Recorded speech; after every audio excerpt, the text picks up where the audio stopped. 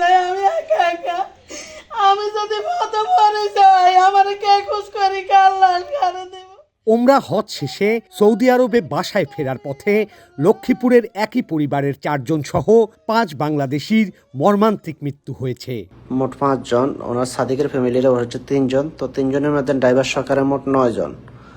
তো 9 জনের মধ্যে একজন বাঁচি আছে আর বাকি 8 জন মারা গেছেন। সড়ক দুর্ঘটনায় নিহত হন সৌদি প্রবাসী মিজানুর রহমান মিজান, তার স্ত্রী ফারজানা আক্তার সুমি, স্কুল পড়ুয়া মেয়ে মেহের আফরোজ ও 1.5 বছর বয়সী সন্তান সুভা আক্তার। এ সময় ড্রাইভার মোহাম্মদ জিলানি বাবরও মারা যান।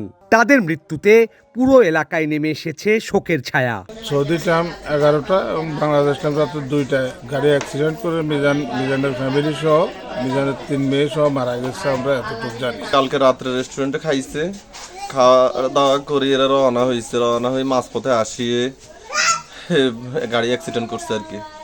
রাত্রে 3টার দিকে আমার ফোন দিচ্ছে, রুমের এক লোকে ফোন দিয়ে বলছে যে গাড়ি অ্যাক্সিডেন্ট করছে।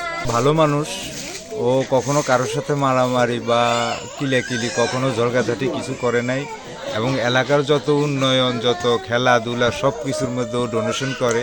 একজন সমাজসেবক, ভালো মানুষ।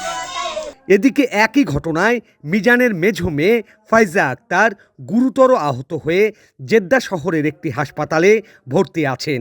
নিহত মিজান লক্ষ্মীপুরের রামগঞ্জ উপজেলার ভাটারা ইউনিয়নের নলচড়া গ্রামের শহীদুল্লাহর ছেলে।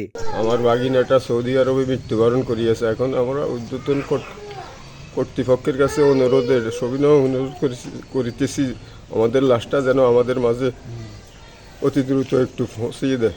রামগঞ্জ উপজেলা নির্বাহী কর্মকর্তা জানান, মরদেহগুলো দেশে ফিরিয়ে আনতে সব ধরনের সহযোগিতা করা হবে। সবাই ছবি, সবাই ঠিকানা পত্র সব